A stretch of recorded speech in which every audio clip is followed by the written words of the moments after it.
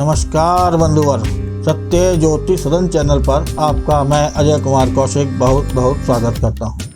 प्रस्तुत वीडियो में आमलकी एकादशी के संदर्भ में श्री विष्णु जी की पूजा विधि, इसके करने से प्राप्त होने वाले फल, कथा, कहानी और महात्म्य पर चर्चा करते हैं। शांताकारं भुजगशयनं पद्मनाभं सुरेशं विश्वाधारं गगनसदृशं मेघवर्णं शुभांगं लक्ष्मीकान्तं कमलनयनं योगिभिर्ध्यानगम्यं वन्दे विष्णुं भवभयहरणं सर्वलोकैकनाथम्। राजा मानधाता के पूछने पर वशिष्ठ जी ने बतलाया कि राजन, भगवान श्री विष्णु के थूकने से एक बिंदु पृथ्वी पर गिरा जिसकी कीर्ति चंद्रमा के समान थी। उस बिंदु के प्रभाव से आमलकी नामक वृक्ष की उत्पत्ति हुई। सभी वृक्षों के आदिभूत आमलकी वृक्ष संपूर्ण पापों का नाश करने वाला है।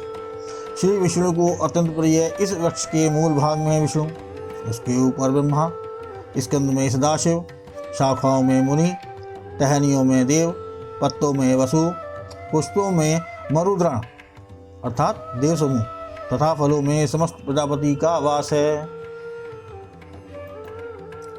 इसलिए आमलकी वृक्ष को परम पूजनीय माना गया है। ऋषिगण श्री विष्णु जी की स्तुति करते हुए कहते हैं कि प्रभु, स्वर्ग और मोक्ष की प्राप्ति कराने वाला कोई सुगम साधन बताएं।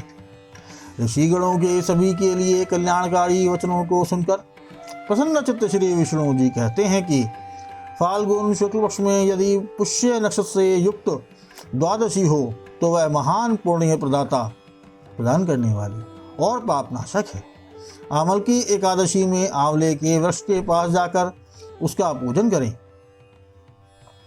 रात्रि में भक्ति पूर्वक जागरण भी करना चाहिए। आमलकी वृक्ष के महत्व की बात करें तो इसके मात्र स्मरण से गोदान का फल, स्पर्श से दुगना फल एवं फल को खाने से तिगुना फल भक्त को प्राप्त हो जाता है। यह व्रत सब व्रतों में उत्तम है। इसे करने से सहस्र गोदानों के फल की प्राप्ति होती है। यह व्रत विष्णु लोक की प्राप्ति कराने वाला है। मुनियों को व्रत की उत्तम विधि का वर्णन करते हुए श्री विष्णु कहते हैं कि एकादशी को प्रातःकाल दैनिक नित्य कर्म से निवृत्त होकर संकल्प करें। हे पुंडरीकाक्ष, मैं एकादशी को निराहार रहकर दूसरे दिन पारण करूंगा। आप मुझ शरणागत की रक्षा करें। इस दिन व्रतधारी को भगवान परशुराम जी की सोने की प्रतिमा अपनी शक्ति और सामर्थ्य अनुसार एक या आधे मासे की बनवानी चाहिए। तत्पश्चात घर पर हवन, पूजन अर्चना करें। नवीन छाता, जूता, वस्त्रादि की व्यवस्था पहले से करके रखें। फिर पूजा की सामग्री लेकर आंवले के वृक्ष के पास जाकर उसके चारों ओर से साफ सफाई कर लीप कर शुद्ध कर लें। शुद्ध भूमि पर मंत्रों के उच्चारण के साथ जल से भरे नवीन कलश की स्थापना करें। कलश पर पंचरत्न, दिव्य गंध और श्वेत चंदन चढ़ाएं। कंठ में फूलों की माला पहनाएं। पंक्तिबद्ध प्रज्वलित दीपक, सुगंधित धूप आदि से मनोहारी और कांतिमय वातावरण कर लें। फिर उस कलश के ऊपर स्वर्णमयी परशुराम जी की मंत्रोच्चारण के साथ स्थापना करें। विशोकाय नमः से चरणों की, विश्वरूपिणे नमः से दोनों घुटनों की,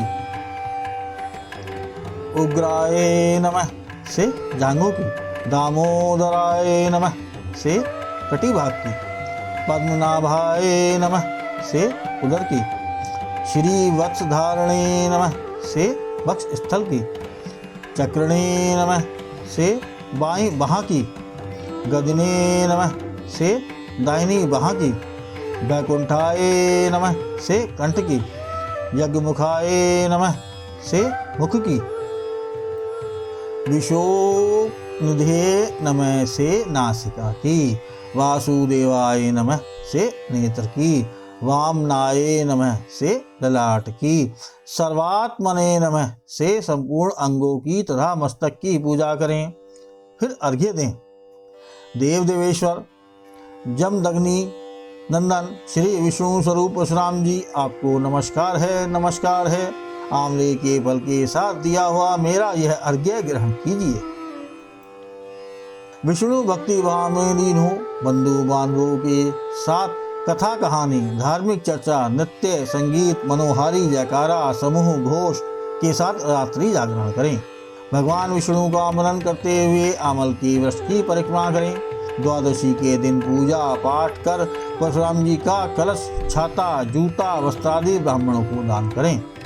दान के समय भावना रहनी चाहिए कि परशुराम स्वरूप श्री विष्णु मुझ पर प्रसन्न हो। तदंतर ब्राह्मणों को भोजन करा दक्षिणा दे विदा करने के पश्चात बंधु बांधवों सहित स्वयं भी भोजन ग्रहण करें। तथा इस संदर्भ में एक पौराणिक कथा भी आती है। महर्षि वशिष्ठ जी पौराणिक कथा सुनाते हुए कहते हैं कि प्राचीन समय में वैदिक नामक एक नगर था। उस नगर में मूर्धन्य एवं धार्मिक चैत्रथ नामक चंद्रवंशी राजा राज्य करता था। उसके राज्य में सभी लोग विष्णु भक्त थे। वहाँ छोटे बड़े सभी निवासी प्रत्येक एकादशी का उपवास करते थे। एक बार फाल्गुन मास की आमल की एकादशी आई। उस दिन राज्य में राजा सहित प्रजा के बड़े बुजुर्गों सहित सबने आनंद पूर्वक एकादशी का उपवास किया। राजा ने अपनी प्रजा के साथ मंदिर में जाकर धूप, दीप, नैवेद्य, पंचरत्न, छत्र से धात्री का पूजन किया। राजा सहित समस्त प्रजाजन स्तुति करने लगे। हे धात्री, आप ब्रह्म स्वरूपा हैं, आप ब्रह्मा जी के द्वारा उत्पन्न हो, आप सभी पापों को नष्ट करने वाली हो। आपको नमस्कार है। हमारे द्वारा प्रदत्त अर्घ्य को स्वीकार करें, हमारे समस्त पापों को नष्ट करें। उस दिन मंदिर में रात को सभी ने जागरण किया। रात्रि के समय उस स्थान पर एक पापी व दुराचारी बहेलिया आया जो अपने परिवार का भरण पोषण आखेट के द्वारा किया करता था। वह भूख प्यास से अत्यंत व्याकुल मंदिर के कोने में आकर बैठ गया। उस जगह बैठकर वह भगवान विष्णु की कथा तथा एकादशी महात्म सुनने लगा। इस प्रकार उसके द्वारा संपूर्ण रात्रि सभी के मध्य जागरण करते हुए व्यतीत हुई। सभी जन अपने अपने घरों को चले गए। बहेलिया भी अपने घर पहुंचा तथा भोजन किया। कुछ समय पश्चात बहेलिया का अंतिम समय आ गया। जीव हिंसा के कारण वह घोर नरक का भागी था, परंतु अमल की एकादशी का व्रत व जागरण के प्रभाव से उसने राजा विद्रुत के यहाँ जन्म लिया। उसका नाम वसुरथ रखा गया और वह राज्य करने लगा। सूर्य के समान तेजस्वी, चंद्रमा के समान कांति, सत्यवादी, धार्मिक, दानी, पराक्रमी, विष्णु भक्ति से युक्त वह राजा पिता समान प्रजा का पालन करता था। एक बार राजा वसुरथ आखेट के लिए वन में गया और रास्ता भटक गया। दिशा का बोध न रहा। वह एक वृक्ष के नीचे सो गया। तभी वहां डाकू आ गए। राजा को देखकर मारो मारो चिल्लाते हुए उसकी ओर दौड़े और कहा, इसी दुष्ट राजा ने हमारे पिता पुत्रों और सगे संबंधियों को मारा था। हम इसका अब बदला लेंगे। इतना कहकर डाकू राजा को मारने लगे और उस पर अस्त्र से प्रहार करने लगे। अस्त्र शस्त्र शरीर पर लगते ही नष्ट हो जाते और राजा को पुष्प के समान प्रतीत होते। उसी समय राजा के शरीर से एक दिव्य देवी प्रकट हुई। वह देवी बहुत सुंदर वस्त्र और आभूषण धारण किए हुए थी। क्रोध से उसका मुख लाल और आंखों में क्रोध की ज्वाला धड़क रही थी। देखते ही देखते उसने सभी डाकुओं का समूल नाश कर दिया। नींद से जाकर राजा मृतक डाकुओं को देख सोचने लगा कि इस वन में कौन मेरा परम हितैषी है। तभी आकाशवाणी हुई, राजन, इस संसार में भगवान विष्णु के अतिरिक्त तेरी रक्षा कौन कर सकता है? यह तेरी अमल की एकादशी का फल है। इस प्रकार वशिष्ठ जी ने यह कथा मानधाता को सुनाई। वशिष्ठ जी कहते हैं कि नृत्य, संगीत व श्री विष्णु कथा वार्ता में दिन व रात्रि जागरण करके एकादशी का व्रत पूर्ण करें। आंवले के वृक्ष की परिक्रमा करें और सवेरा होने पर श्री हरि की आरती करें। परशुराम जी की मूर्ति सहित कलश व सभी सामग्री को दान करें और फिर प्रार्थना करें कि परशुराम जी के स्वरूप में भगवान विष्णु मुझ पर प्रसन्न हों। आमलकी का स्पर्श करके उसकी परीक्षा करें और स्नान करने के बाद विधि पूर्वक ब्राह्मणों को भोजन कराकर स्वयं अपने कुटुंबियों सहित बैठकर भोजन करें। वशिष्ठ जी कहते हैं कि महाराज इतना कहकर देवेश्वर भगवान विष्णु अंतर्ध्यान हो गए। हे राजन, इस व्रत को करने से हमारे सब पापों का नाश हो जाता है और हमें मोक्ष की प्राप्ति होती है। हम सभी मनुष्यों को चाहिए कि इस अमल की एकादशी का व्रत, जो सभी व्रतों में श्रेष्ठ, पाप नाशक एवं सद्गति देने वाला है, उस व्रत को अवश्य करें।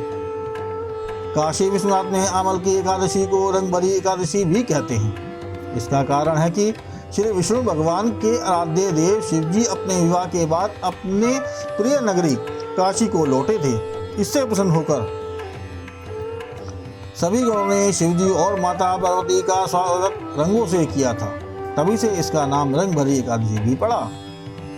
काशी विश्वनाथ में आज से ही होली पर्व का शुभारंभ माना जाता है और सब लोग इस दिन काशी विश्वनाथ के मंदिर में रंग लगाकर इस एकादशी को पूर्ण मानते हैं। ओम श्री वैष्णवे च विद्महे वासुदेवाय धीमहि तन्नो विष्णुः प्रचोदयात्। आज का ये वीडियो कैसा लगा कमेंट करके अपने विचारों से हमें अवगत अवश्य कराएं। आज की वीडियो में इतना ही। अगले वीडियो में पाप मोचनी एकादशी पर चर्चा करेंगे। तब तक के लिए नमस्कार, जय हिंद, जय भारत, वंदे मातरम।